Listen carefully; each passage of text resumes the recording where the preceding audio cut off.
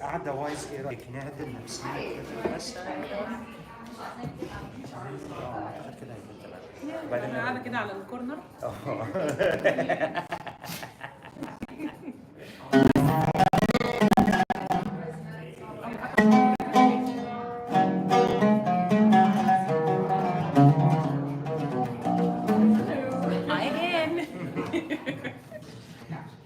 طب ايه رأيك؟ تحب نخش 5 كده؟ ماشي يلا بينا. نقفل Let's do this. نقفله؟ اوكي قفلت. لونج بريس. لونج بريس. كده. طب انا لونج بريس ومش بس. هو فعلا ليه ما بيقفلش؟ Just a long, like long pressing. بصي. لا خليك عليه شوية. I'm actually based in DC, but I will go back sometimes, and I saw. Interesting. Well, سويتشات ولا حاجة؟ Yeah, a friend had actually reached out to me, you know, when we worked with him to ago, and like her friend was already. It was a bit much for me, but also I thought it was, it's just fine. خليها ولا Like, تعمل؟ المايو أو ما ياخد. لا ما خليها. صعب. Khalil was there. Aymann held the as speakers afterwards, and I was ومش محتاج I would have been able to head with Ramy to speak. It's like, Okay. $100 for me and my best friend. $100.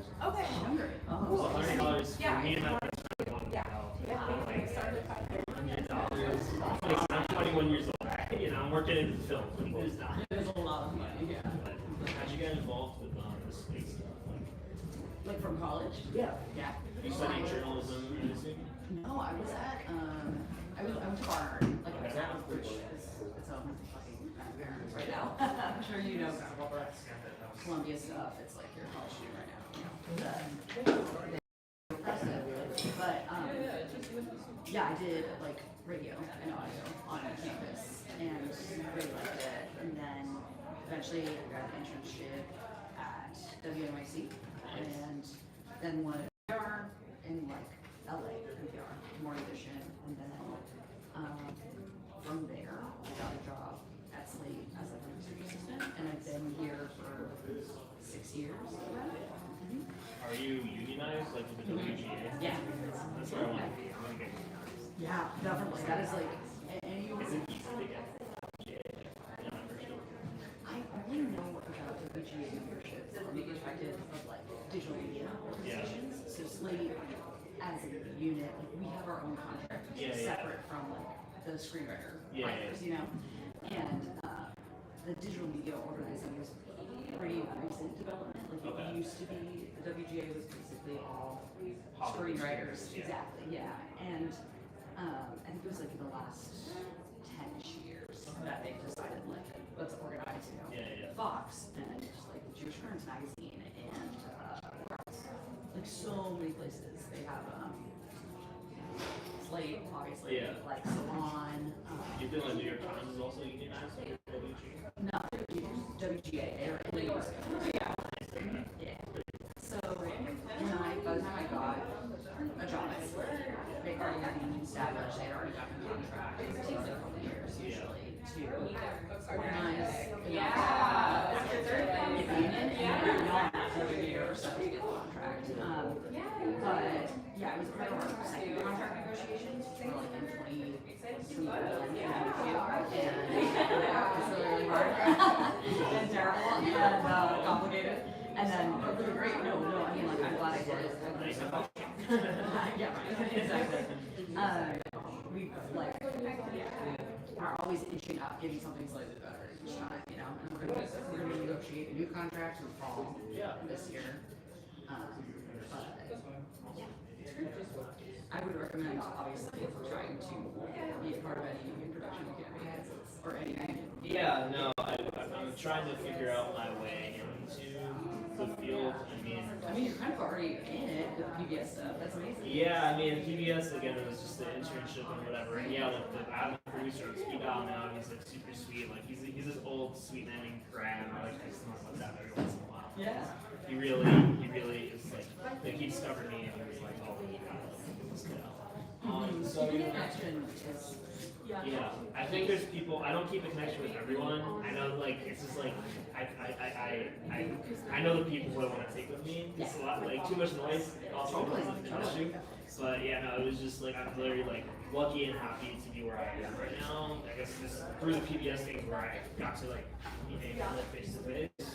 I mean, you're gonna have another year to like work on your craft and also get your degree. A lot more internships.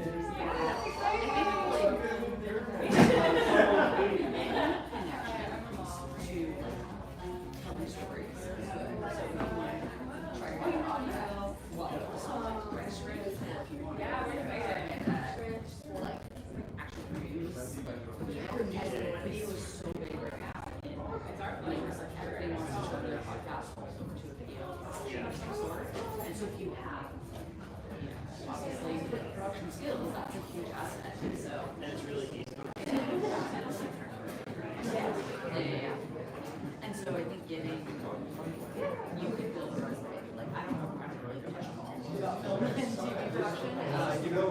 I have a couple of connections here and there. Like a friend of mine does costumes for movies and TV in New York. But I do think that like everywhere, and so like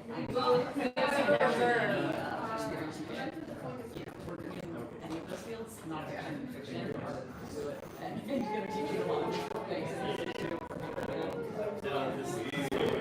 I'm trying to figure out right now if I want to like take the production angle. I think that maybe there are people that's reserved for. Yeah, really.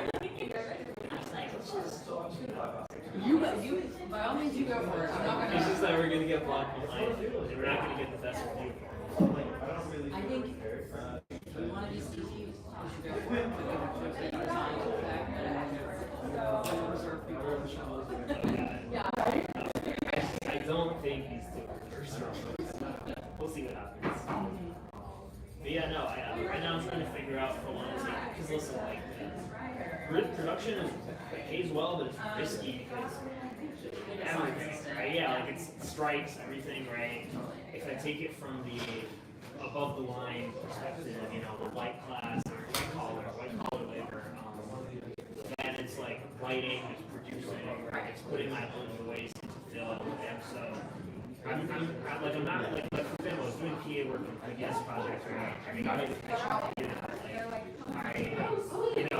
if I can not spend days or 6 weeks on set, right? I can just be sitting, like actively internally, like writing things.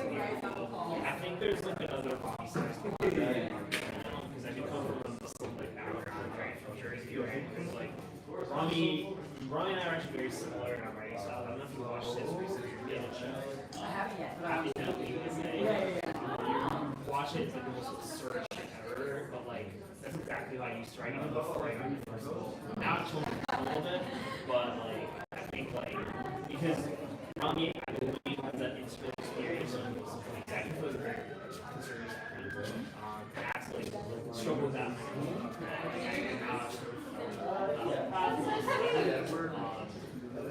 But yeah, so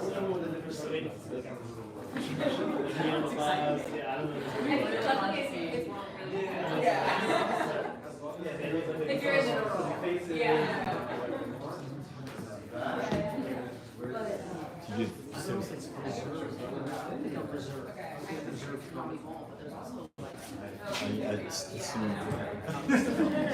Right.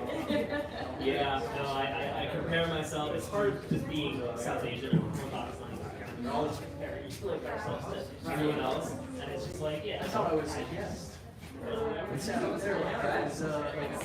a bigger room though. How long has this been here?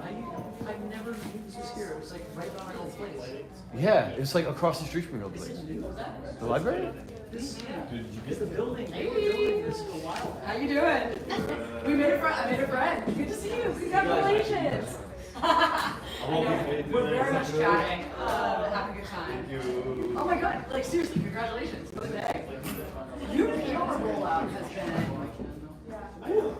I feel bad. You It's were like- like a superstar. I have to like, no, 'cause my thing is my wife, I just left her with the kids for the entire time. I go. So when she does come, Where are these kids at? Your turn. she's gonna be like, I'm going Look is to happening now. Here are your kids.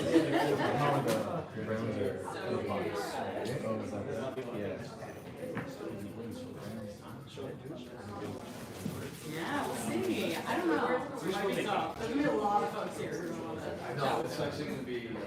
Yeah, I mean, do you see the line, the waitlist line outside? So many people are just didn't get tickets. They're just like, They better get ready. They better get I'm sure. I mean, like, you can't. You're gonna go talk to them. I know, right?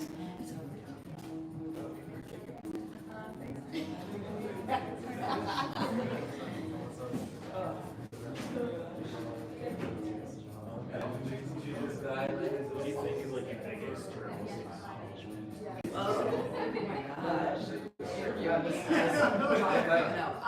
a good question.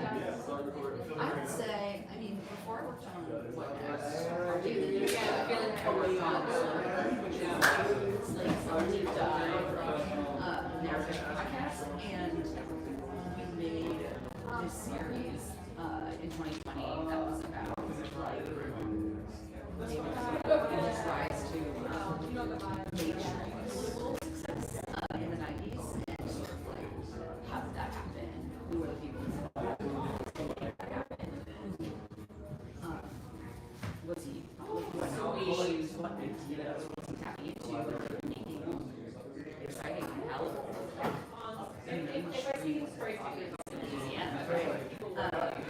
And I'm not sure we were proud of that series. It was really hard and fraught, and it wasn't yeah, like I think it was worthwhile and like actually look at it.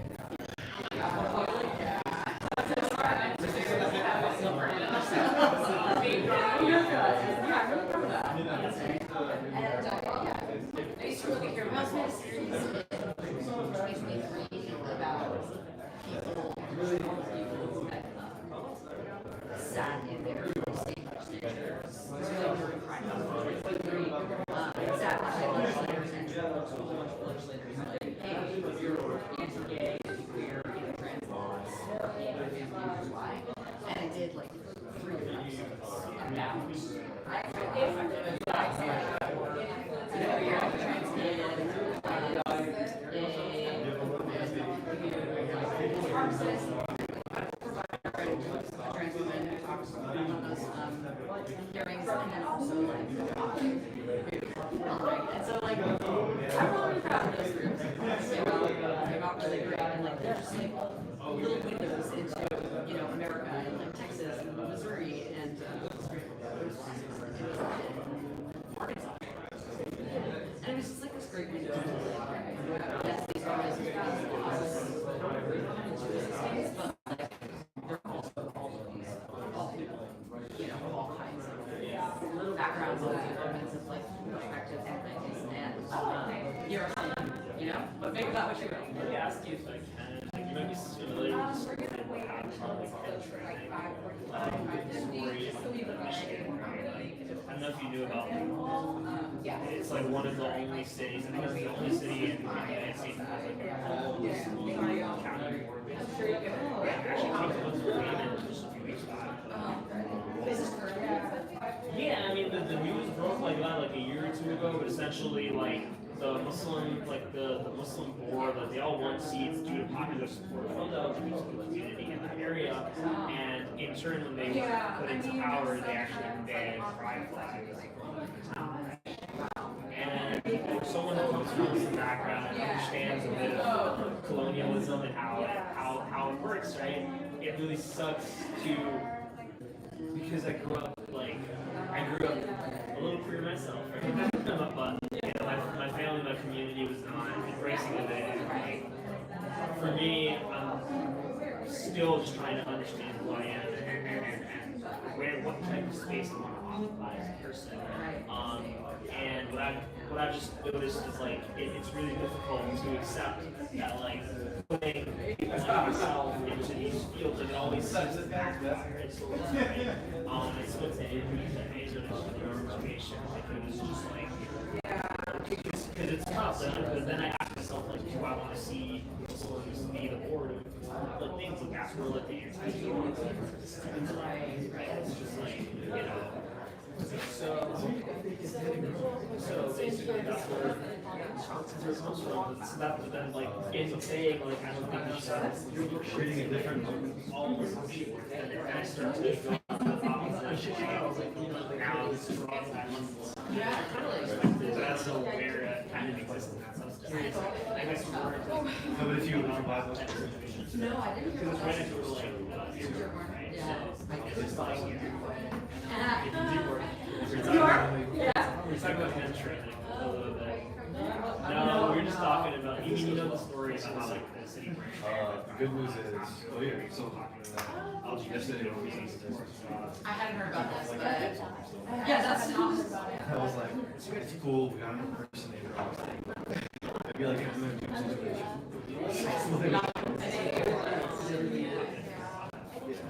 Guess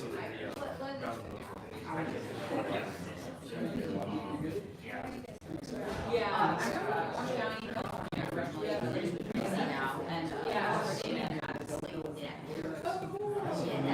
what do you? No, I make our daily news podcasts. Aymann's on our show all the time, doing sharing his recording and all that. Yeah.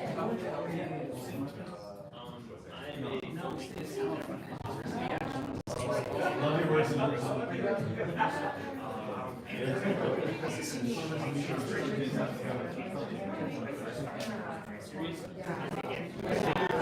Discovering Aymann actually like other types of Muslim community besides like Singapore.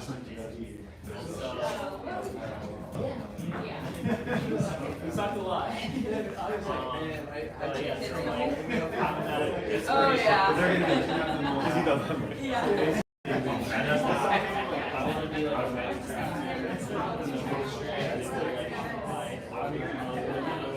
Yeah. Ronnie's a big inspiration. He's the nicest guy. I get to talk to him.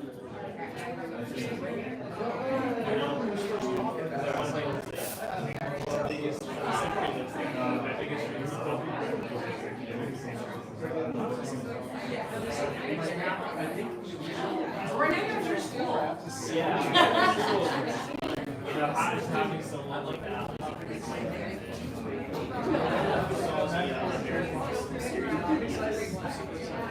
So I was in so I got to get a few days.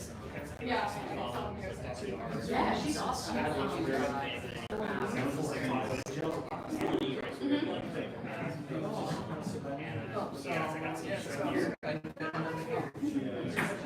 Now, Aymann I was just my thesis my senior year thesis grade and actually the story inspired inspired by just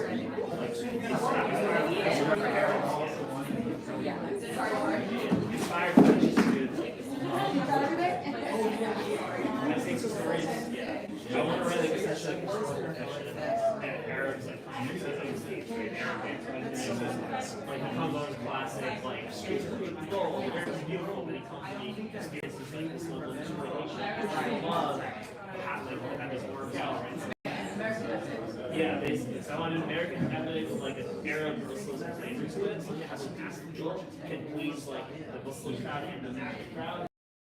I want to sell it, like, but listen, like we know where media is going, right? And like I'm not against I'm not against, like being able to like American flag in it and be like, this is my country too, right? This is like and I think that patriotic American media makes it still like and I think so that's where I'm just thinking like I think about all these other American acts and it's like, oh, they're German, right? like German immigrants feel like normal. First and Why last don't one. Muslims? Now I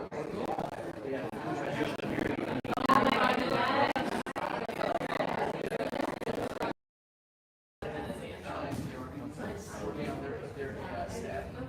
I want to be conservative, but they, you know, and you just kind of, but it's able and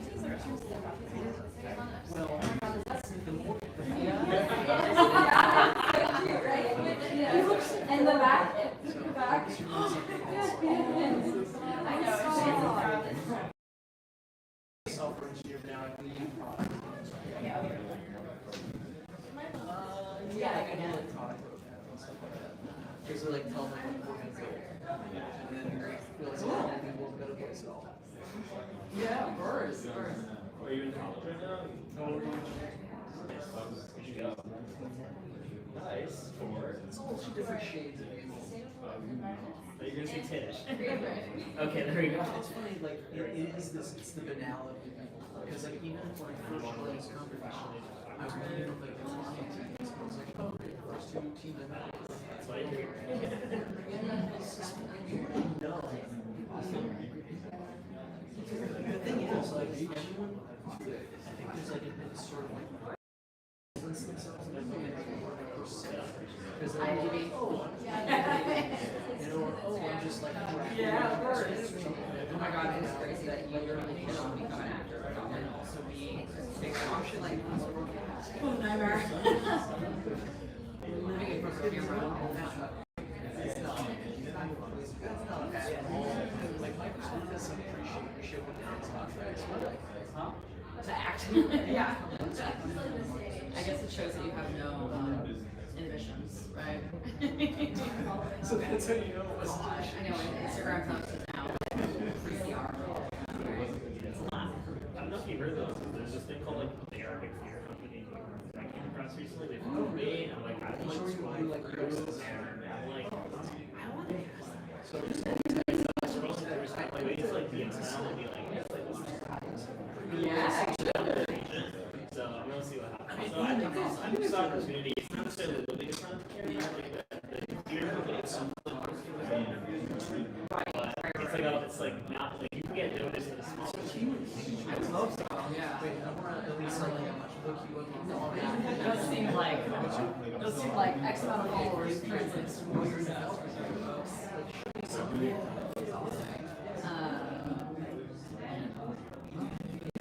no, thank you. I also trying to So subsidize like most of college, college radio, like being in my college radio for fun, and then like around that and time. then Slate had a job that was like Oh yeah, no, some people history podcast. he's always like really big And into stuff. I did keep that job, and then it was Everything like, I knew about JK, you're gonna do the Slover season. Cool, Slover was amazing at Slate. Because it was Slover season, and literally about like I said, major prominence. I realized as I was storyboarding, It was like a crazy thing that I did not expect to spend the next 2 months of my life just like listening to and thinking. as I was drawing it, But yeah, eventually I gained my way into better sense of like, you know, like which depth, is cool. depth of field, translates, and stuff like that. Likely. It is 5D. Yeah. And I just started taking, because I'm a musician, I started taking like shows. Constantly Taking photos from my friends. Which thing Next thing I know, people are asking me to go to shows to take Our photos. eyes trained on for, 24 hours. I would struggle with trying to understand as a filmmaker, I don't know. It's So just like like, self-sustained. like what is genuine for people who I mean, listen? that's the thing with a lot of that stuff, and you probably know better than anyone, because Yeah, like even just the side the feeling, because you're I can understand. I can understand movies like people go to the theater, they subscribe to Netflix, right? But when it comes like, because it's all free, right? Like you don't pay for it. Some people do. Some people pay for, not, I mean, some people like Nestle, like the Right, yeah. And like different people podcasts out there too, but I mean, it's all like, and it's like this, so ads, yeah, and then people hate them and they complain about it. and how it's like when people fall off the bill. I don't, The ad free, so yeah, the ad free version would take 60% of the spot. No, you could get this membership and you get like it's in Spotify. It's like It must be you're super. ad-free. Okay. Because it reminds me sort of Yeah. there's so many talented players. The what? It's a decent source of revenue. You know, my friend, I'm so blessed to not think about any of those businesses that so hard. But yeah, I'm refreshing. I should probably be taking a walk. That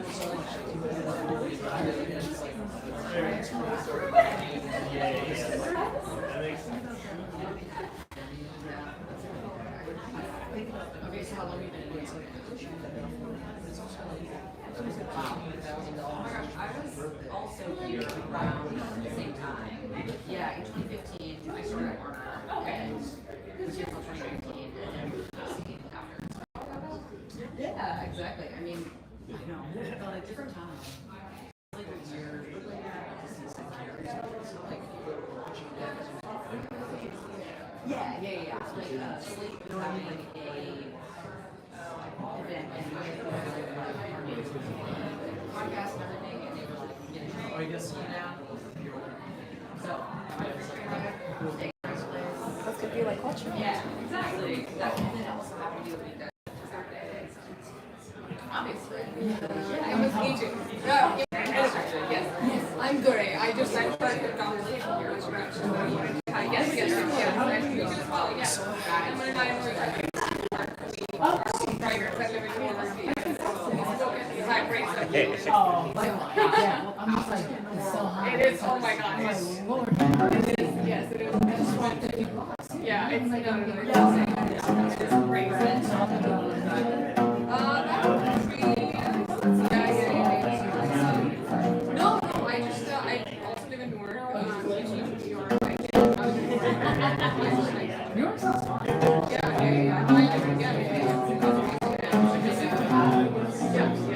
I like that.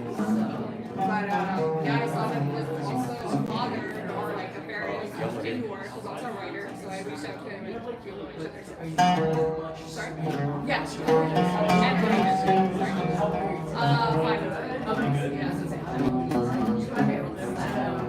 And that's the reason why I went to Newark, because my industry is there's the only reason I can keep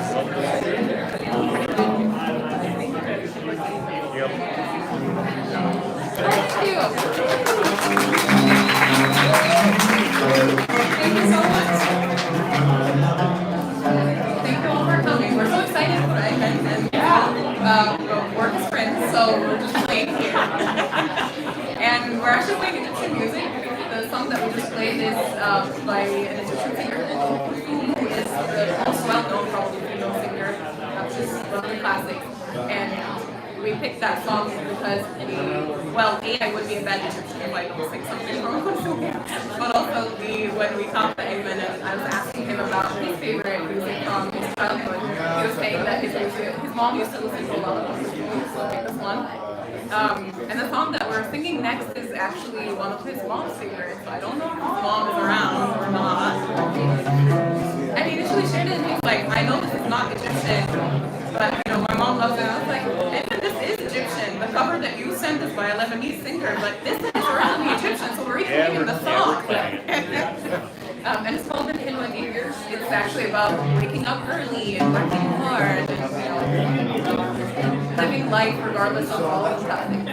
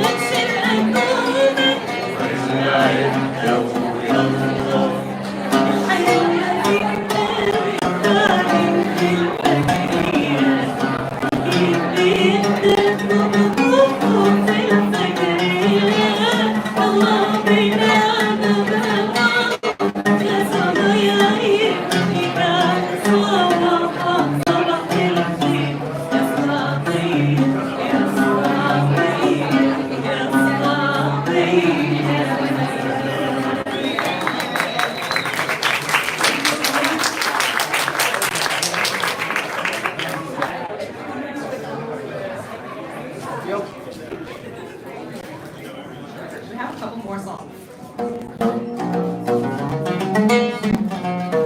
This next one is a more recent song. So the one that we just sang actually is from, I want to say the 30s, right? So really, really early. And the first one that we sang was from the 50s, maybe. The one we're about to sing is maybe from the 70s. And it is by another Egyptian composer, Youssef, who was actually blind and from like his childhood, but he became one of the most iconic musicians and composers probably of the entire region. And he's from the same neighborhood that I grew up in, so I love that. Like I feel personally connected to him.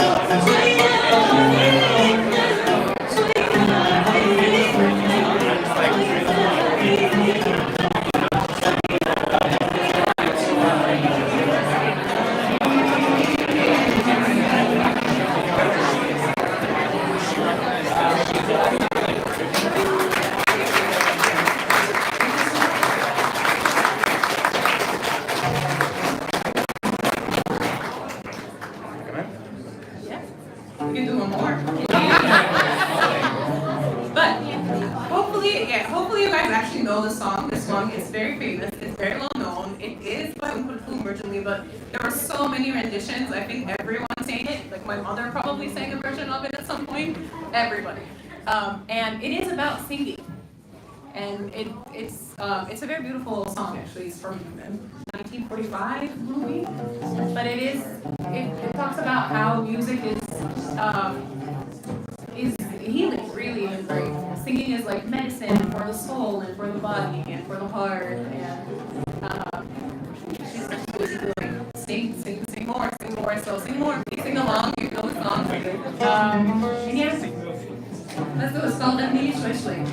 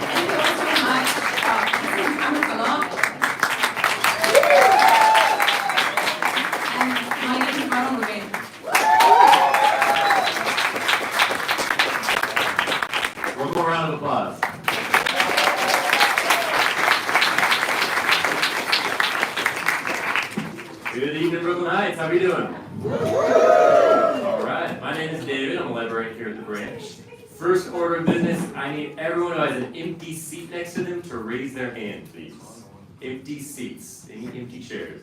No one is willing to cause one. No, everyone's hoarding their empty seats. All right, standing room only. Very excited for tonight's event. Big thank you to Books for Magic for helping put this one together. I just want to give a quick shout out for a couple upcoming things we've got going on. If you are not signed up for our newsletter yet, please do so. Got a lot of great author talks happening here at the branch. Also, this Thursday, we're going to be hosting Sunita Alizada. She is an Afghani author who is supposed to be here in person and is unable to attend due to the travel ban. She will be hosted virtually, which is a disappointment, but we're still excited to be having her for the launch of her book, Sunita. So definitely check that out. There's a poster in the back on the Books for Magic table if you want to scan a QR code and get signed up for that. We'd love to have you join for that. And I am not going to waste any more of your time. I'm going to pass it off to Amali from Books for Magic. Thank you.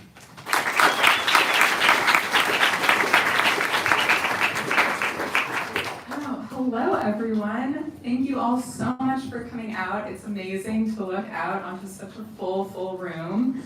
My name is Aymann, and I'm the events director at Books Are Magic, which, if you don't know, is a lovely little independent bookstore just a few blocks away from here.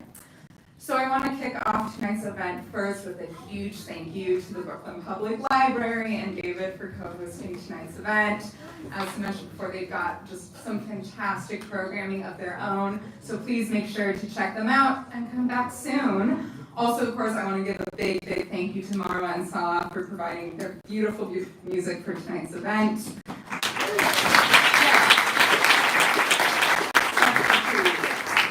Of course, we are here tonight to celebrate the launch of Becoming Baba, Aymann Ismail's debut memoir, reckoning with his childhood, cultural identity and upbringing, and his search for love, faith, and family as his own begins to grow. I want to note that we will be donating a portion of tonight's book sales to the Palestine Children's Relief Fund. By purchasing a book tonight, you're supporting a debut author, an independent bookstore, and you're helping send medical aid to the children in Gaza who so desperately need it. I think we have a couple copies available left, but come see us and you can pre-order a copy, which will get to you in the days to come, just not tonight. Yeah, delayed gratitude. We love some of that. Okay, so just a few more things to point out, and then I'm going to hand it over to tonight's wonderful guests. First, if you need to use a restroom at any point, they are located just down the hall to the left of those double doors that you came in through. We will be doing a hand-raised audience Q&A towards the end of the discussion, so please start thinking of questions to ask and hold on to them. After the talk tonight, Aymann will be signing and personalizing books up here. We'll let you know where and when to start lining up for that. And finally, if you're joining us virtually on the YouTube live stream, we would love to encourage you to buy a copy of Becoming Baba online using the link in the live stream description. Oh, and finally, there are drawing sheets and stickers and a word search courtesy of Aymann at the book selling table as well. So take 1 or 2 or 3 of those home with you too. Okay, so you know Aymann Ismail from his award-winning journalism at Slate Magazine and the video series Who's Afraid of Aymann Ismail, in which he offers an intimate portrayal of American Muslims. He also hosts Man Up, a podcast exploring men, relationships, family, race, and sex, which seeks to provide a blueprint for navigating discussions of masculinity. Aymann's writing has been nominated for the National Magazine Award in Reporting, and he has won a Writers Guild Award. He lives in Newark, New Jersey with his family. And you know Ramy Youssef from his award-winning show Ramy on Hulu, from his acclaimed HBO comedy specials Ramy Youssef Feelings and Ramy Youssef More Feelings, and his recent films Four Things by Yorgos Lanthimos and Mountainhead by Jesse Armstrong. We are so excited for tonight's conversation, so please join me in giving a warm welcome to Aymann and Ramy.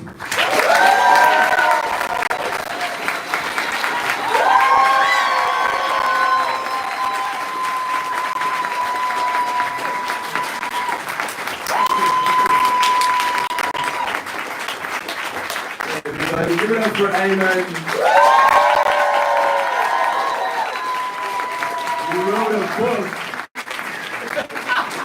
You wrote a book. It's crazy. Thank you guys so much for coming out. Thanks to Books Are Magic. Give it up for them. Not only for hosting this event, but for donating proceeds to the PCRF. It's a huge deal. It really is. It's a huge deal. And I know, everyone here really appreciates that. So thank you for putting this on. I'm so happy to have this conversation. This book is so good. It's really special. Oh my God. She's saying Baba, which is the opener, because that's his job. They made me the Baba. I read, so I'm gonna read an excerpt, and then we're gonna get into it. Thank you everybody for coming. I'll just jump into it because we have a lot to get to. After what felt like an eternity, the plane landed in Cairo. The second we stepped outside the air-conditioned sanctuary of the terminal, we were blasted with the scorching Egyptian heat. It was like swinging open the door of a preheated oven. I wondered if it was a good idea to come in the summer, but Mira hoped marking Musa's birthday in his ancestral homeland would make it worthwhile. Just beyond the scrum of people, we were greeted by a familiar and comforting sight.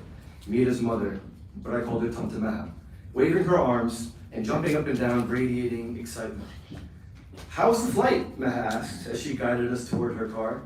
"We didn't sleep," Mira lamented to her mother. Meha nodded sympathetically. I know, believe me. I've done it many times with 4 kids, not just one, and by myself too," she said. There was no room for a car seat in the car, so I handed it off to Mira. She was taken aback by my willingness to let go of my usual insistence on safety precautions. "Wow, you're a completely different Bob out here," she joked. I couldn't resist teasing. "We're home. This is the real me." But as we drove through the city, I couldn't help noticing all the potential dangers. Entire families with infants even younger than Musa were perched on mopeds, hurtling down the highway. Children sat in the trunks of cars or in the beds of pickup trucks. Mira enveloped Musa with her protective embrace, doing her best to at least give herself the illusion that she was keeping him safe. Our lives were out of our hands, and there was something special about that, something beautiful. The chaos outside the car windows mirrored the tumultuous journey of becoming a Baba. It's an unending challenge in accepting that you're never in control. Each time I return to Egypt, I wonder why my parents ever left.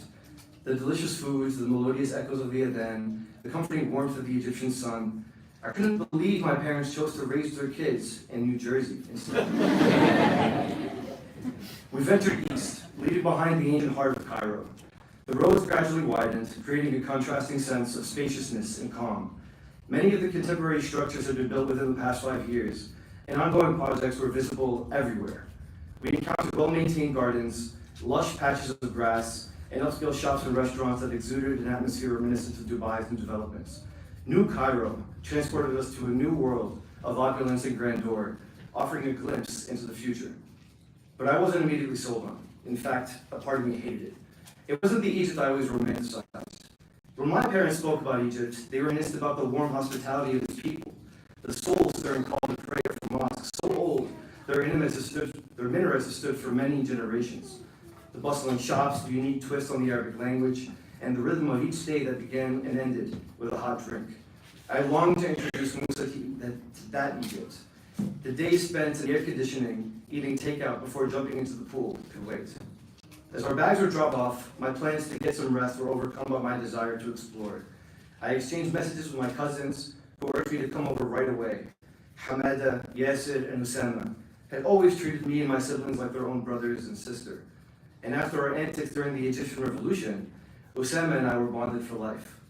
They lived in a building that my grandfather Abu Zaid had built by hand.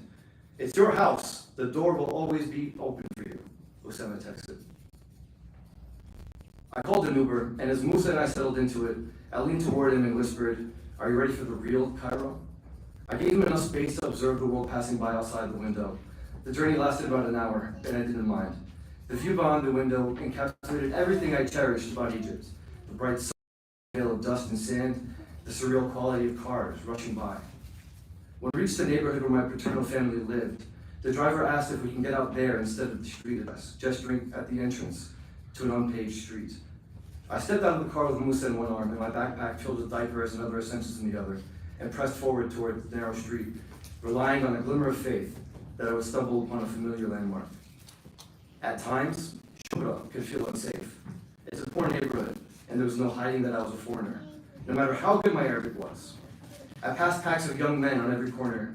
One group was playing pool, and one of the larger of the teenage boys smacked another on the head, ripping the pool cue from his hand. They noticed me right away, but I felt safe holding Musa. Egyptian culture dictates a special respect for parents. Eventually, I recognized the street cafe where my cousins and their friends always gathered, and where I'd spent countless hours sipping coffee during previous visits. I settled into one of the many empty white plastic chairs that lined the street. The cafe sprawled into the intersection with a simple outdoor setup. About 20 plastic chairs scattered haphazardly, a small side table, and a lone TV nailed to the exterior wall of someone's house. It felt like it operated solely by communal consent, without the kind of permits you'd expect back home. This cafe, individuals flowed in and out as they pleased. One man operated the entire cafe and tended to all the customers from his apartment.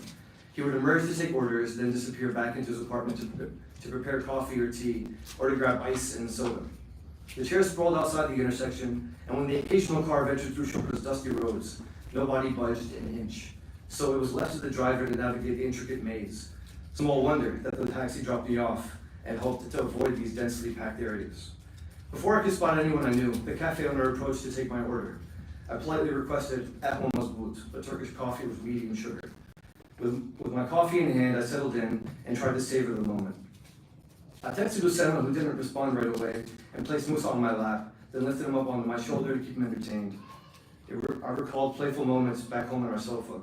Soon enough, Ma'awad, a family friend who often spent time with my cousins, spotted and called out to me by my new name, Abu Musa. A bit shorter than me, he walked with an exaggerated swing of his arms, tipping his shoulders up and down like a bodybuilder. He was well groomed and sporting aviator sunglasses, with a laptop bag slung casually over his shoulder. Standing out in an environment filled with older men in loose-fitting galabeyas and kids in tight-ripped jeans and flip-flops. Have you ordered already? I held up my empty cup in front of me, and he scoffed with genuine disappointment. If you wanted coffee, you should have told me. This coffee is okay, but not fit for a prince like you. Maybe I'll drink a cup here in a hurry, but if you want really good coffee, I go someplace else. Did you pay yet? He asked briskly. Not yet. I'm waiting for the Besha to come back, I said, chuckling. No problem, he said, tugging my arm as we walked down the street toward my family's house. As we passed by the cafe owner's door, Ma'awad loudly called out to me and banged his fist on the window awning. Muhammad, we're in a hurry, he yelled. Don't charge this guy, he's our guest. And we continued on our way. Ma'awad snatched Musa out of his arms and placed him on high up on his shoulder. How are you, Musa? He grated my son, eliciting a contagious grin as Musa bounced up and down. Usama got pulled away for work and sent his regards. I spoke to him. He made me promise that if you needed anything at all, it's my responsibility. I told him, are you crazy? Aymann, the prince? Aymann, Habibi. All he has to do is ask. He brought our brisk walk to a halt. Tell me, what do you want to do while you're here? His kindness made me blush. My family is accommodating, but this felt like a whole new level. Nothing, I'm just here to see you all. I wanted to bring Musa, show him around, get him to meet the family, take some pictures, feed him some food, do whatever you guys are doing, honestly. Bringing him to Shukra was really good. I explained in halting Arabic. Ma'awad smiled and nodded. Of course, Usama is like my brother, and because he loves you like a brother, that makes us brothers. So if you need anything at all, you call me first, okay? Then let's take a picture together, I suggested. Ma'awad immediately spread Musa's arms like wings, which brought a wide smile to my son's face. Yalla, say cheese, he exclaimed, excited to use the little English that he knew. When I returned to the cafe, I was met with an unexpected sight. 8 friends, comrades of Yasser and Usama, gathered around the tawla, backgammon board, engrossed in an excited, spirited match. Ahmad, their closest friend, who lived near my family's house, seemed wholly fixated on the black and white checkers before him. As I approached, one of the group, Islam, playfully chided me. Ma'awad mentioned you were sitting here all alone. Why didn't you come over and say hello? Anyone was here. Their contagious was filled the air. How strange. He even said that you were drinking coffee here. How can you tolerate the taste? Another friend quipped, joining the amusement as if deliberately to chide the old man who had operated the cafe. Don't all of you drink coffee here? I see everyone with a cup, I countered. Yes, we drink it, but we don't like it. It tastes like river water. Loudly, fueling the jovial atmosphere. I realized that I encountered nearly every person within the lively group at some point in the past. It was as if Musa and I were surrounded by loving relatives. Following his defeat in the game of Tawla, Ahmed rose from his seat in frustration, venting his exasperation at a friend who had bested him. He joined me, enveloping me in a protective gesture. Give me Musa, he requested sternly, prying my drowsy son from my arms. Musa rested his head on Ahmed's shoulder and succumbed to his exhaustion. In a few minutes, Ahmed handed Musa over to another friend. Despite the animated conversations and boisterous laughter, Musa remained serene, as if tucked into the comfort of his own bed sheets. How is he still sleeping? I commented to Ahmed, slightly bewildered. It's the heat. I have children of my own now, and all they seem to do is sleep. So lazy, he jokingly remarked. So how does it feel to be back? He asked me. I could see the curiosity in his eyes. Like I never left. I wanted to show Musa around so he can grow up feeling like an Egyptian, I explained. Ahmed pulled my entire body toward him. He's Egyptian because you're Egyptian. You came here to visit us, and when you come and brighten our little corner, that light you bring is what makes you Egyptian. This is a level of male intimacy that I don't usually experience in America, where expressions of male camaraderie are often given with a sense of caution and reservation. Even among friends I've had for what feels like my entire life, physical closeness can be uncomfortable or out of place. But in Egypt, Ahmed's embrace conveyed a warmth and acceptance that transcended words. There was no hesitation in his actions, no fear of judgment. The bond between us felt stronger, more genuine, nurtured by a culture that embraces emotional expression and physical touch between men. At first glance, the many male-only spaces in Cairo felt antiquated, even sexist, to my American sensibilities. Back home, the idea of excluding women from certain social spheres would be a relic of a bygone era. As I spent even more time in these spaces in Egypt, however, I began to sense unique kinship and ease among male friends that just didn't exist in America. Here was a space where men could express themselves freely, unburdened by societal expectations and judgment, and relieved of the pressure of having to perform masculinity in front of women. The environments emphasized brotherhood, advice, and support were given freely. Ahmed added, but next time, leave your son with his mother so we can go out and have some fun. I protested immediately. What? I wouldn't want to leave Musa behind. Sensing my devotion, Ahmed continued, there's nothing wrong with loving your child, but taking care of them this way when they're this young is usually left to the women. You should enjoy your time before they grow older, because then you'll have to bring them everywhere, he advised. I hadn't even noticed that one of the friends in the group had quietly passed Musa to yet another person. I leaned back in the chair and accepted that I wasn't in charge of Musa now, but I could rest easy. He was with family, even if he hadn't seen these folks in years. Just then, the melodic call to prayer, the adhan echoed through the air. Although a part of me felt drawn to stand up and head to the mosque, I observed that the guys hanging out didn't budge. In that moment, I realized it was time to bring Musa back home and let him drift off to sleep. On the day before our journey back home, I made one final trip to Shobra to say goodbye to my family there. Mira and Musa had joined me on my many visits to Shobra, but on this particular visit, I went alone. I had something else on my mind too. I asked Mauer to take me to that coffee place he insisted was, quote, fit for a prince. I hadn't forgotten. To my surprise, instead of leading me to a cafe, kiosk, a small vendor stall selling chips, chocolates, random spare smartphone parts, and a few pharmacy items like soap and toothpaste. On the counter was an electronic coffee machine. Mauer dropped a few coins on the counter and pressed the button. The machine buzzed to life, lights flickering, and dispensed a shot of hot Turkish coffee into a thin paper cup. I had to use the tips of my fingers to handle it. Mauer's eyes sparkled as he watched me take my first sip. The coffee tasted fine, though I couldn't quite understand why he made such a big deal about it. This really is worthy of a prince, I said, playing along. You see, I told you, he beamed as he locked arms with me again and took me for one last walk around the neighborhood.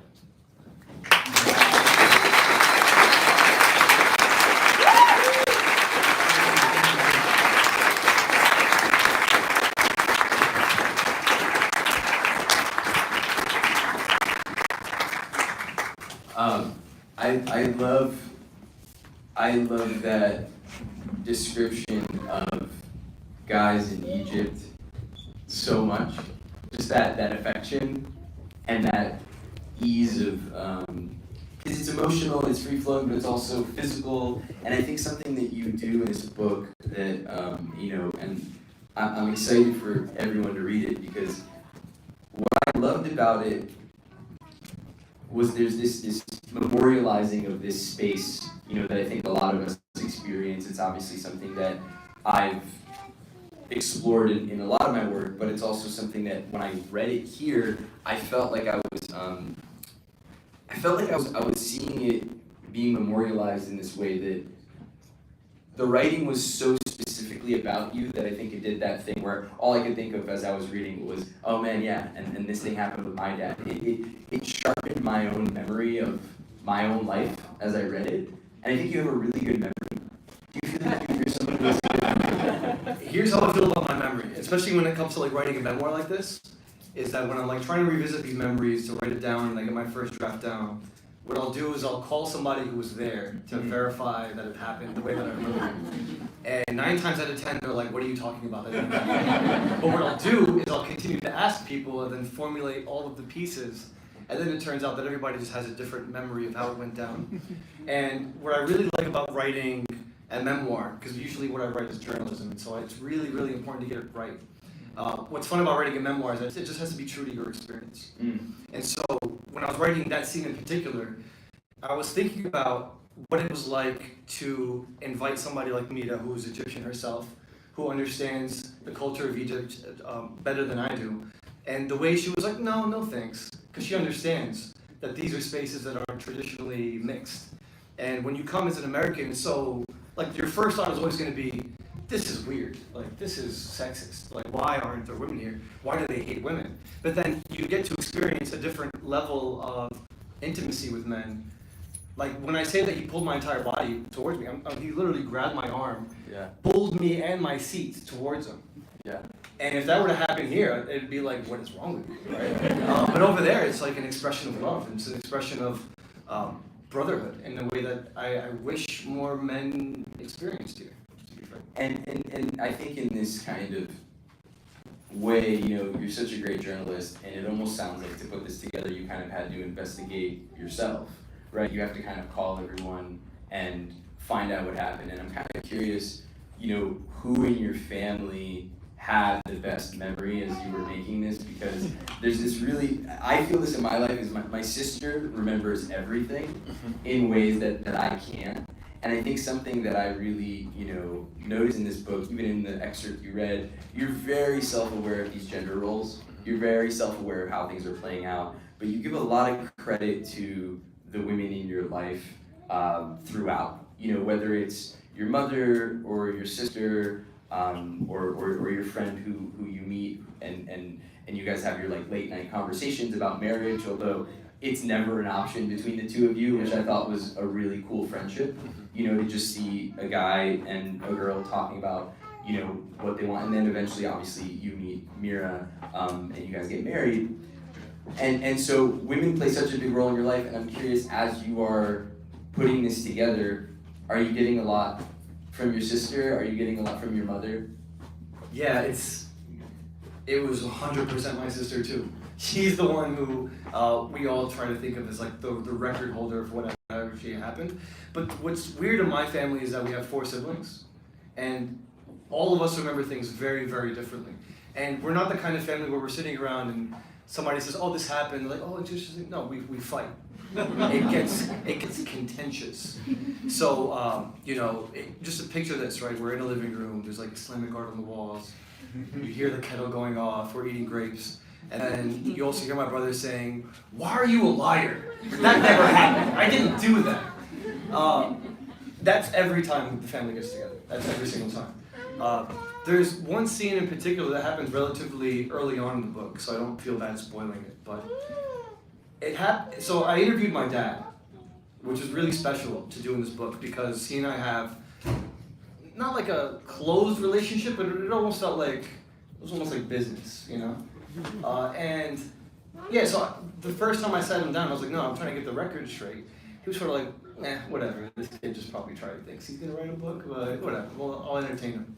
But then he told me this story about how when he was really young, his mom dipped him in milk to commemorate to celebrate the birth of her first son. But then when I brought that up with my brother, he was like, "That never happened. They don't do that. That's not a tradition in our culture." And then I brought it back to my dad and I said, "Hey, my brother doesn't believe you. What actually happened?" And he'll like chuckle to himself. Like, and he's like, "You actually believe that?" And I'm like, "I'm asking you what happened." No, that really stuck out to me, that exact, I was gonna bring it up, because I think the way you have it in the book, right, is that your dad doesn't have body hair underneath. Not a single hair. Yeah, not a single hair. Hair, So Aymann has it in the book. It's really funny. He basically said, "Why don't you have body hair?" And it was because I was dipped in milk. And then he later asks him, like, "Why did they dip you in milk?" And he straight up goes, "What the fuck are you talking about?" That never happened. There was He called it a waste of milk. Yeah. He's like, "We wouldn't waste milk that way." And I so related to that because it sometimes feels like our dads are, you know, and I'm curious what your journey with this has been, because I've had this thing where I feel like I'm dying to know more about what happened before me, you know, with my dad. And he always does this thing where he'll go, oh, I'll tell you about it when the right time comes. Or I'll tell you this, where he'll give me like a little thing, and then later you ask him about it and kind of deny it, or you say, I don't know what you're talking about, right? I'm really familiar with that. So 2 things struck me with where you have that in the book. One, what's really happening, and I view this, I think your book is going to be part of this, and we have so many great writers and artists who are continuing to do this, where we're kind of creating there's this new space, right? So it's like a lot of us have this experience of getting like riddles out of our fathers. You have written an entire book that is basically like, here is my life documented before you, right? And so there's something incredibly profound about that. This is just a new thing. It's a new thing for your family. It's a new thing for, again, kind of naming this space. What I felt when I was watching, when I was reading this, is I felt like I was really seeing you and your parents grow up together. Because I think your kids have a different experience. You grew up here, right? So it's a totally different thing. In this, you guys are kind of all growing up together. And something I found with my father, and I'm curious if you felt this, but I used to be really upset with how much he withheld. Now that I'm starting to find out more about things that happened, or things that happened in the family, I go, oh man, I'm really glad I didn't know that. And I felt that he was actually trying to do this thing of like, I don't want to burden you with everything that happened before you. I want you to have something new, because the whole point of coming here was this is supposed to be something new. And I felt like this book was you memorializing what that new thing is, in all its thorns and in all its, growth spurts and I'm just curious, like, does that resonate with you, and how do you view why you did this? I'm so happy to hear you connect it, because the entire time I'm writing this, I'm like thinking, is this like my dad? Is this his thing, or is this like an Arab dad thing, or is this more universal? And so I was really excited to hear what everybody here's dad's story is, because it's so fascinating to me. But what I'll say is that it is new. It is new because in our family, in Arabic culture, Egyptian culture at large, there is such a strong sense of oral history and oral traditions and trying to keep the family history alive. And for my dad, he wasn't part of that, right? So it was his sisters who were like the keepers of this knowledge. So a part of me felt like he doesn't even know what his situation was or his circumstance was. And I'm really happy to hear you describe it as growing up, because that's what I was really trying to grow for. I wanted everybody, including and especially my dad, to feel like there was like an arc where he and I had this conflict and we were able to get past it. We were able to grow up together in a sense. So what I really was hoping for when I'm like creating this book is I'm trying to create that record, put it down on paper, so that I don't forget. So that my story doesn't change when I'm older, because I don't know what I'm going to tell him. Maybe I'll tell him I was dipped in milk too. Just to keep that part of the tradition alive. But now I think what I'm really excited about is that when they grow up, they're going to have a record of not only who their parents were, but who their grandparents were, and what part of Egypt they came from, and the names of their great aunts. And all of these people are now immortalized in a book like this. And there's a photo in here that's so special to me, and it's of my wife Mita, her mom, and her grandma, and her daughter. So it's 4 generations of women, and just to have that photo in there, it almost feels like it's, I can't tell you how that feels, because it feels like it's just going to be there forever now. There's going to be 1 million copies. One of them will survive the apocalypse. But to make one last point, what's really been fun about this book is that I got to get access to like the family trove of photos, and they're not very well kept, and they were just sort of existed in this like cardboard box that was shoved into a drawer and forgotten about. And when I finally got access to it, I found a photo of my dad with a big afro and like suede jumpsuit and bell bottoms, and I brought this photo to him and I asked him about it. I was like, so tell me about this part of your life. You just got to America, you got to New York City in the 70s. You were working as a taxi cab driver. You have stories. What happened? He looked me right in the eyes and said, that's not me.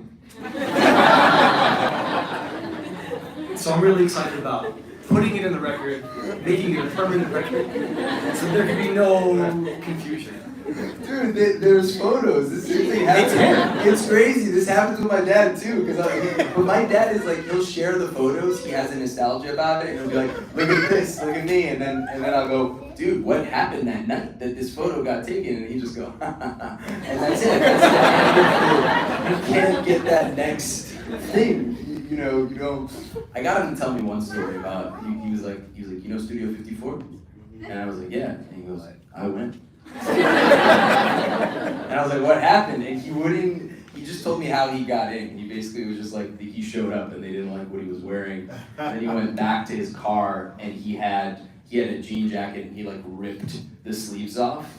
And then went back, passed himself as another guy to get in. And he's like, "And then I got in." And I said, "What happened when you went in?" And then it was just, and I was like, "I don't know anything." And then it always goes to just look, and then I met your mother and things got better and whatever. But you know, like the great thing, again, like I've been trying to be really grateful for sometimes not knowing every detail, because I think what I felt in this was that, you know, your parents obviously were doing their best to instill faith in you while also kind of giving you room to have your own story. And I feel like this book is very generous because I imagined your kids reading it and feeling like they would know your story really in depth. But because you really present yourself as being flawed and confused, I felt like it gives them room to have their own story. And I think that that's really beautiful. And I also think that what really struck me when I was reading it was, you don't like look good in this book a lot. You know, it's like there are a lot of points where, you know, I think you're aware of your own kind of idiocy, and I think that that's really generous, and I obviously relate to a lot of that kind of behavior. But I also was curious, because this is something that I couldn't know reading it, what was the hardest part of this to write? And what was the part that you kind of thought, maybe I should delete that chapter? There's many parts of the book. I thought, damn, I need to delete this before the world finds out. If I had to pick one, it would be the night or the day that my mom caught me with a girl at home. And this will be apparent for a lot of people in the room as to why I felt like I should have deleted this scene. At the time, I really believed that if anything like that happened, like if she did catch me, I would get deported. Like ICE would show up, but to be my mom, it would be really bad. So even as it happened, I was like out of body. I'm already dead. But even so writing it down. Even honing in on that deportation feeling, though, that is like a constant, because it does feel like the reason, and just for anyone who doesn't get this, like the reason it does genuinely feel that way is because this whole us being in America thing is an experiment, and you do feel like you do one wrong thing and they go, "All right, let's just wrap it up. Let's just head back." That is always hanging right there. So I get that tension. So the hardest part about writing that scene was because I tried to verify everything by interviewing the person that was there. And I'd so much rather unpack that scene with my mom than my ex, so I went to my mom. And I asked her, I was like, "So do you remember calling her then?" Which is like a curse word. And she said, "No, that didn't happen." And so I cut that part out. Where I had the dialogue where she chases after her and calls her. So that part's not in there because my mom I couldn't verify it. Okay, so but it's everything only else on this live stream right now. No, it's not. I'm gonna delete that part of the book. Does this live stream exist after this? I was trying to protect you from libel. I know all about this. Yeah. My mom will sue. Yeah. She's got a guy. Yeah, so that was probably the hardest part. There's so many parts in this book that felt like if I were to put this on page, it would be a little bit too real for me. And I would just be so humiliated, but at the same time, I've always been in that space. I really feel like that's where you grow, and that's where you figure out how to be a better person. So before I wrote this book, I've just been doing all kinds of journalism. I did this series called Who's Afraid of Aymann? And the premise was, I'm a Muslim person who's constantly being asked, like, what is the deal with Islam? And I'm going to just concede the part that I don't know. So I'm going to go find out and ask people who might. And that involved asking people who were self-described Islamophobes, people who were in the know, like shuyukh and all that stuff. And so I really wanted to keep that same approach throughout all of my career, and it also kind of accumulated into this thing. So there was this one scene that was also incredibly hard to write. It's when I'm meeting my, at that time, future wife's dad for the first time. And he asked me to lead the prayer. And like most of the communal prayer is like a very sacred thing. It's very ritualistic. There's a right way to do it, and then there's a very clear wrong way to do it. You have to do it right. And then I blanked when it was time to close. And so instead of saying, we're supposed to say, Assalamu alaikum, Assalamu alaikum, I went, Allahu Akbar. And I remember at that time, I'm like, I'm dead. There's no way you're gonna be like, you are you are the son that I've always wanted. Honestly, that part really concerned me. I couldn't believe it, because it was also like, you went to Islamic school. I didn't do any of that, and I know that. And then I was like, dude, you had it in your, and then the book has a different, you skip time a little bit, so then I was trying to put it because there's like a big portion of the book where you've never drank or smoked weed, but then I was like, this part must have happened post-weed, right? Like, I'm trying to put it all together because I couldn't believe that you didn't know how to close the prayer. Yeah, I mean, but there's so many scenes in this book that are... Isn't it crazy? Like, it's bad, dude. Like, I don't know, it's one of the worst things. It's the simplest thing, because we say Assalamu alaikum every day. Yeah. It's bad because it's also one of those lessons where there's almost nothing to learn from it. It's just bad. Yeah. It's just a bad thing that happens. But it's in the book, and I was able to but that's what I want, I think. It's to show the messiness and the ground you need to make up when you decide that you do want to take religion seriously. And that's, I think, what this book is all about, right? There's whole different sequences of lived experience in this, but at all times, I'm always identifying as a Muslim. But one of the things that I really put into my heart was this idea that Islam changes over time because people change, and it's all about how individuals experience wanting to get to the truth.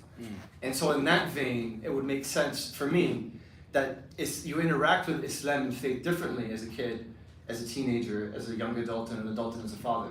And so that, I think, was really important to put in, because that was who I was when I was a young adult, when my only aspirations were to have a successful career, you know? So yeah, I was Muslim, but it was a very specific kind of experience with this.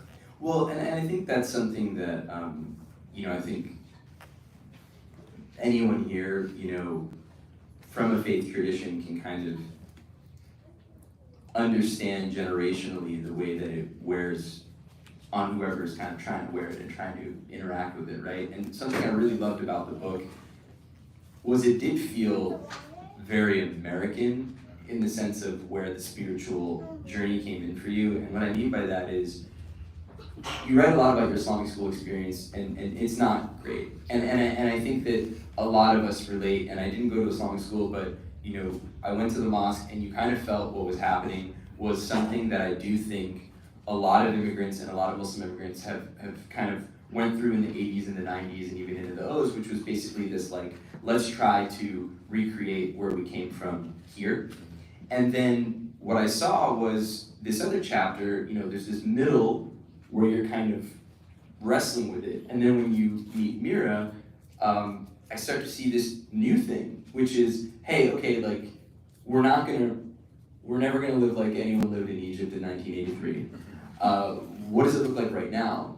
Because this is something that is really relevant to us as we raise our children and where we are. And so what was really beautiful about you not only meeting her, but meeting her family and the way that they were the faith, which, I believe Mira's father kind of talks about it being actually hearkening back to a previous time, the spiritual core of the religion, right? Because he basically functions in this book as this character that kind of says, this is not about all of our cultural trappings. It's about the pure quest of seeking, which I think is something that, you very much are. I mean, literally being a journalist is being a seeker, and he kind of frames the religion to you as like this act of seeking, right? And I thought it was so beautiful that, yeah, you have this this thing where you bungle the end of a prayer and he's really generous about it. And it's so the opposite of what happened to you in Islamic school. And then the thing that is really American to me about it is that it happens in Kentucky. Right? And then you go, whoa, the most enlightened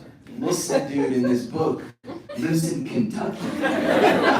And that kind of should just throw out of whack anything anyone thinks about anything, in my opinion, because it really shows there are gems of people everywhere, and we can't, we can't recreate Egypt, in America, and we can't judge people in Kentucky, and, we can't really judge anyone's journey, and I think that just by the way this narrative exists, I found it to be very American. Like, I found it to be this really, and I'm curious if you view it that way, because you obviously, you go through a lot of American things, and I'm sorry, I'm rambling a little, but just to finish this point, it's like, as a journalist, you're at a Trump rally. As a journalist, you're at a Black Lives Matter, moment right after George Floyd, passes.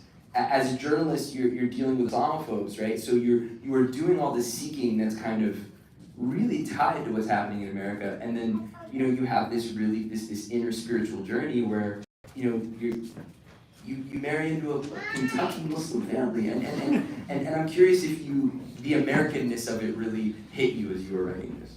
100%. I mean, one thing that I always try to explain to my cousins in Egypt when they ask me about like what is it like is it like Hollywood? Is it like Hollywood over there? And I'm like, no, Hollywood is so far away. Like and I try to explain to them like, no, I'm in like the Shogun of America. I'm in Newark. And they're like, no, it must be so nice. Like you're in Hollywood. And I'm like, no, we have garbage on the floor over there.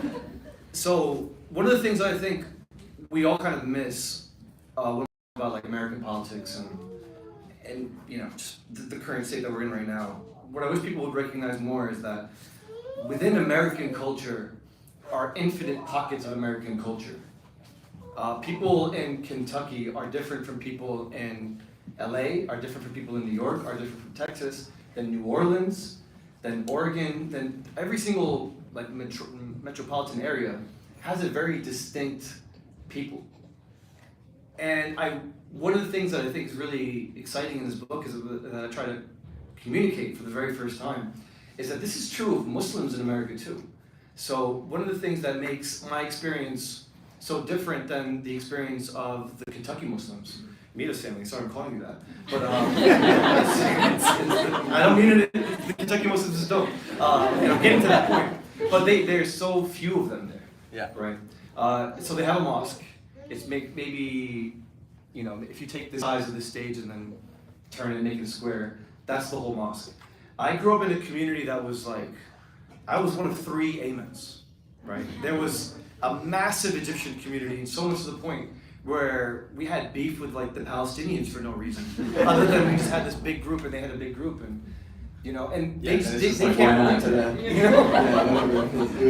But Muslims in Alabama or in North Dakota can't relate to that, right? Because there's like, a few hundred of them. Where if you go to New Jersey, where we were, there was thousands of Muslims and Arabs and different kinds of Muslims and people coming from different countries, and it was a very, very different experience. And so what I think is really fun in this book is that I'm interacting with like a new set of Muslims after I go to college.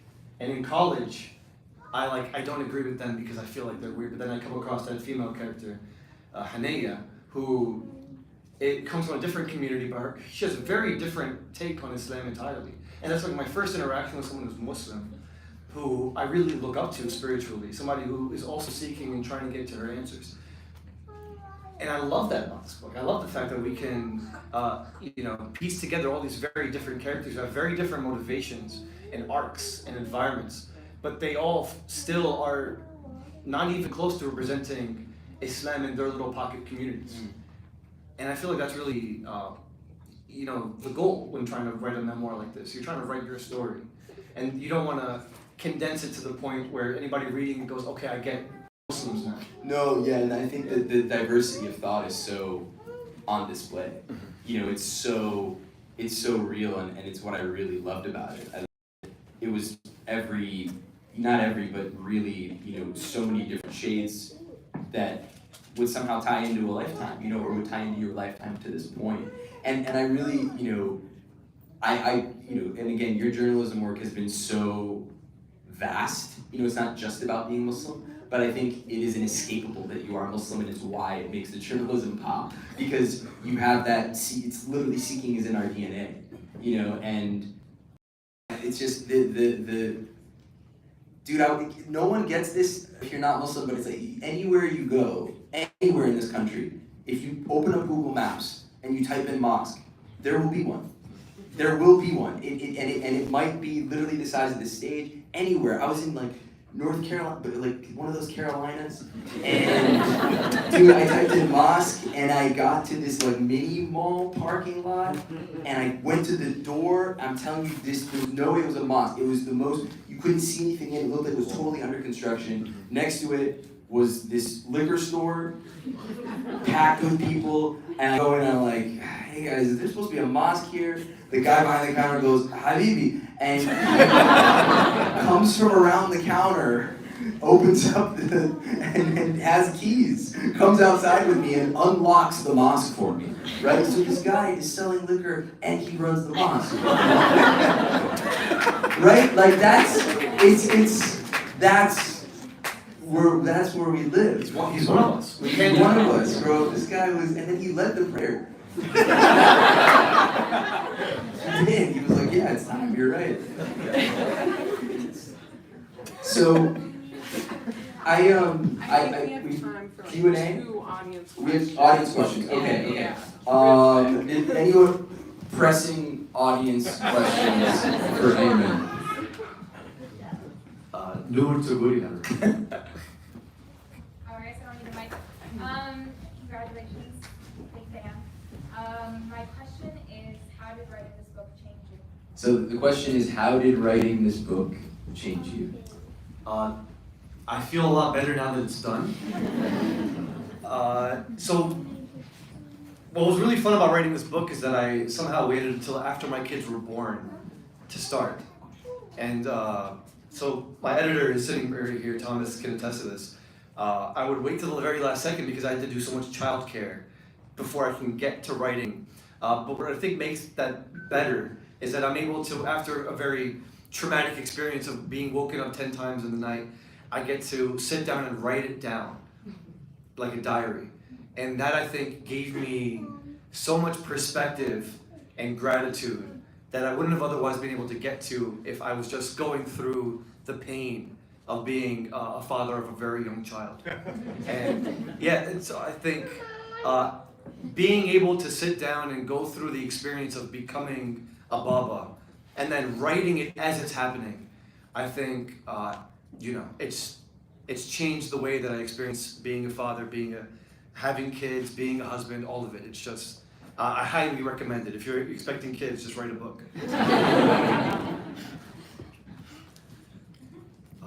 Yeah. I'll project. My question for you is, what message do you have for all those who are reading it, especially the young men, because I felt like there was a lot of focus on young men. And then the second part is, what did your father-in-law do after you couldn't say it? And how are you doing all the time? So, what is the message you have for people reading it, especially young men, and what did your father-in-law do after that prayer? Thank you for asking that question. But I'm glad you did, because one thing you mentioned that I didn't get the chance to talk about yet was the fact that there were so many female characters. Like, this book is about masculinity, but I'm just going through all of the women that taught me to be a man over and over again. So at the very beginning of the book, it's about how my mom is teaching me to be a man, and then I have friends in elementary school who teach me how to be a normal person and functioning person. And it just keeps happening over and over again. Go to college, meet somebody who teaches me how to want less out of a relationship, which sets me up perfectly when I get to meet somebody and want to have me in a serious relationship.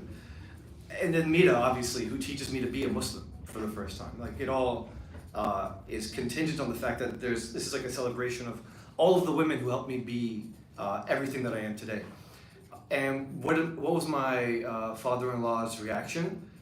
he was incredibly graceful. He just acted like it didn't happen. So after I said that, I was like, Allahu Akbar, Allahu Akbar. And then immediately, without a beat, he just, because he's not the one leading the prayer, but it was unusual that he did it. So he went, Assalamu alaikum. Assalamu alaikum. So he's the one who formally ended the prayer. And then afterwards, like it never happened. Like, seriously, well, even when I brought it up afterwards and like asked him about it, he's like, well, I don't remember it that way, but thank you for making it seem, I was like, you're being very gracious. I know time. So, Aymann, if there's anything you want to say, I'll say my last thing is what I hope you guys get to feel what I felt reading this, which was like it almost makes you want to write your life down, because it's really beautiful to just see something like this laid out, and I'm really grateful to you for writing it. And anything you want to leave everybody with? I'll say thank you for saying that, Ramy. That's so touching. Just soaking in that moment. Yeah, everybody here, I think I know, which is crazy to say. And I know everybody here from like a different part of my life. My high school art teacher is here, Andrew Taylor, who set me on this path in a very, very beginning. I can literally just name everybody here. It's insane. So yeah, please, when you read the book, do write your life down. Take photos, because you don't know how valuable that'll be until you wish you took it. And talk to people here. Everybody here is special. I mean, this is probably the greatest gathering of any book launch ever, I would venture to say. Yeah, talk to people.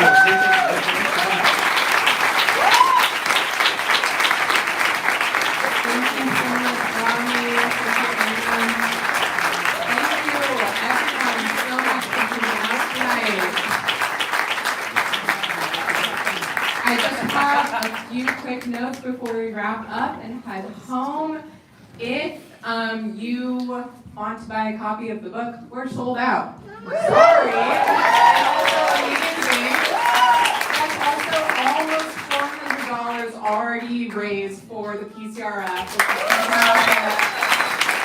It doesn't have to end there. You can pre-order a book with my wonderful coworkers. Just give them your name and contact information, and that book will come to you in a couple days. Also, please make sure, if you think you bought a book bundle on Eventbrite beforehand and you didn't check in, please make sure to double check that in your emails and with my coworkers. Yeah, we want to make sure everyone who bought their book already gets it, and if you didn't, buy one now. Aymann will be up here to sign your books. So we're going to ask that you all line up down this aisle to the side, come up and get your book signed. Thank you all again. Let's give them one last round of applause.